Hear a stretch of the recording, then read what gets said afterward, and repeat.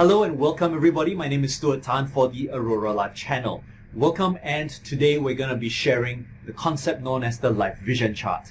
It is an offshoot of my reflections for a program known as Lifebook. If you'd like to find out more about Lifebook, go to mylifebook.com. I receive no affiliate commissions for this and it is not a sponsor.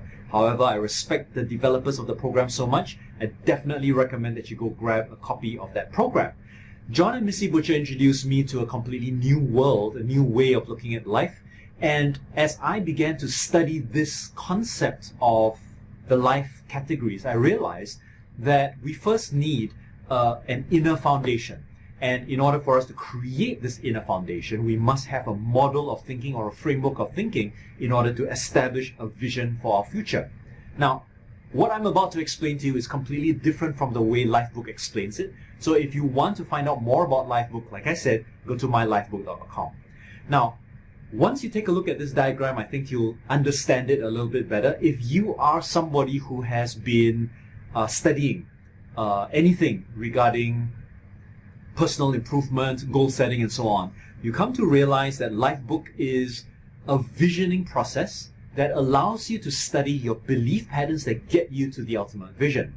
So I won't go into the details. That's where you go to mylifebook.com and you find out more about the program. But in my opinion, I think reflection requires at least these 11 categories to arrive as an outcome, your life vision. So let's start off with the inner triangle. The inner triangle is made up of 4 components. So let's start off with the physical, emotional, and psychological or mental categories.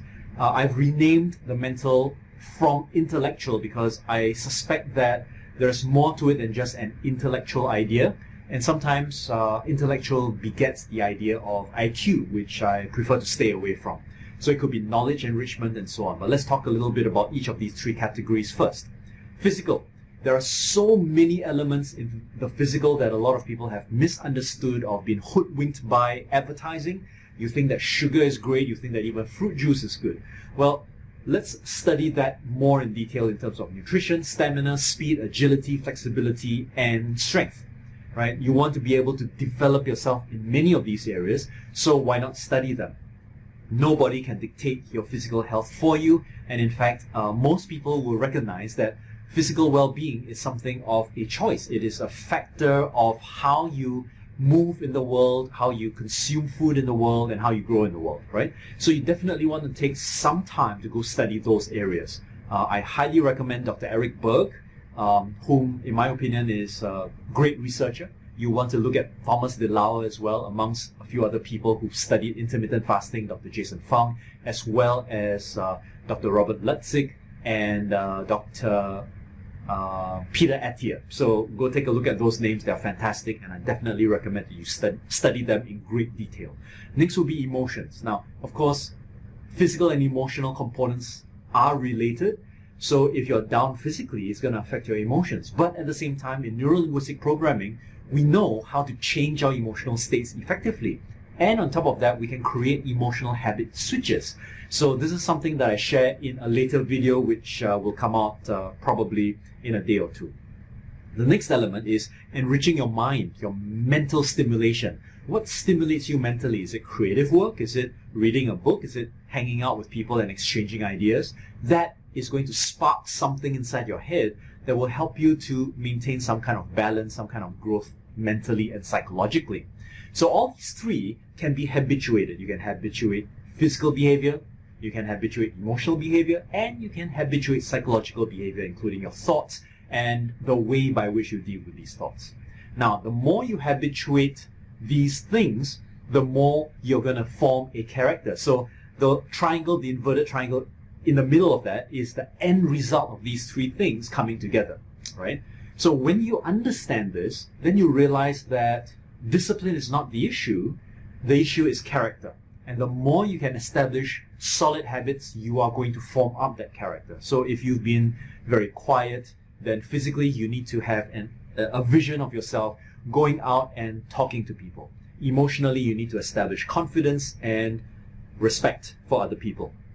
Psychologically, you need to be able to hold the thought of being interested in other people and connecting with other people through various different kinds of strategies, such as mirroring and establishing common ground.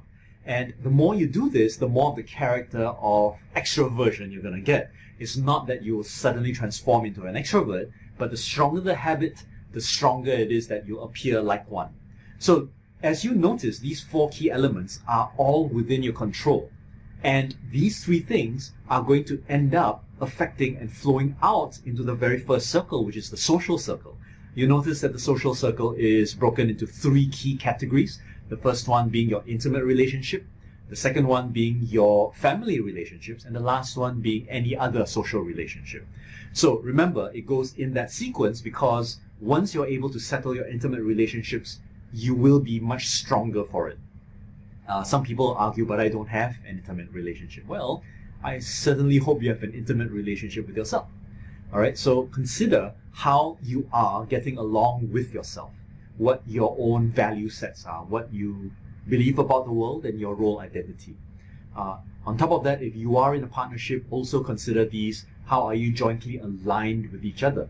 You will also want to consider this in terms of your family relationships, because that's going to impact your energy and your growth as well.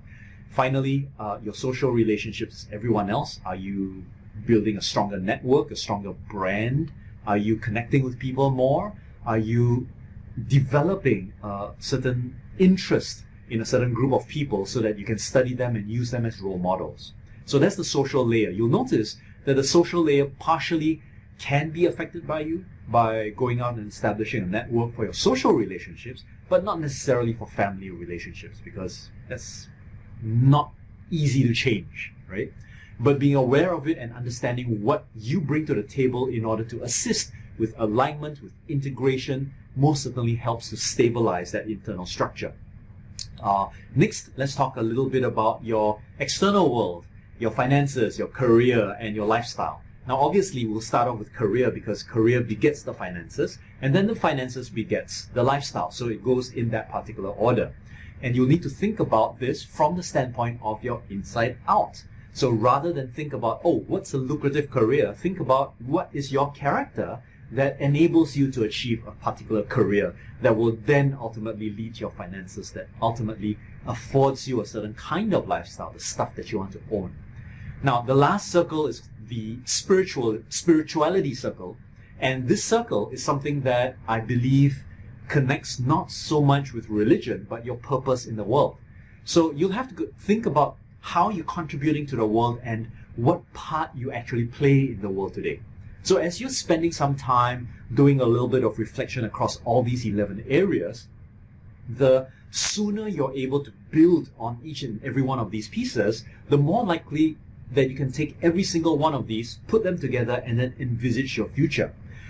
It will mean that you have to get very comfortable with understanding yourself, your direction in life. You will want to be very comfortable in understanding your personal values, your sense of identity, and your sense of belief about each and every one of these 11 categories. So I highly recommend that you are looking at what currently is and whether this is the best version of that area. So physical. If you think of yourself right now as on a scale of 1 to 10, you're a 5, what's your best version, and what beliefs, values, sense of identity, what vision do you have for that future? And therefore, what kind of strategy can you implement in order to get from a 5 to a 10? That's where your goal setting happens, and that's where you track the habits that will help you to lead eventually to the end vision of what you really want. So this is very powerful. I highly recommend that you dive into this and do a considered effort. I spent 5 full days with John and Missy just trying to put this together, at least for myself. So all I can say is that I have acquired a much stronger command of my physical well-being. The rest of them obviously are work in progress, but most certainly improvements on a day-by-day basis, helping me to get to higher and higher levels each and every single day, leading me towards my grand vision of where I want to go. So I hope that this will also help you in garnering your life vision for yourself. If you'd like to find out a little bit more, I also highly recommend Michael Beckwith's book, Life Visioning, which will also help you to get to a clarity of where you are going in your life. So go ahead, do an exercise, sit down, think about where you are, where you'd like to be, and observe the difference, and ask yourself, what can I do in order to bridge this gap and get to the vision of where I want to go. So, did you learn anything from that video? If you did, just give it a thumbs up and then click on the subscribe button and hit the notifications icon so that you and I will continue to stay in touch and I can provide you with updates whenever we have new videos.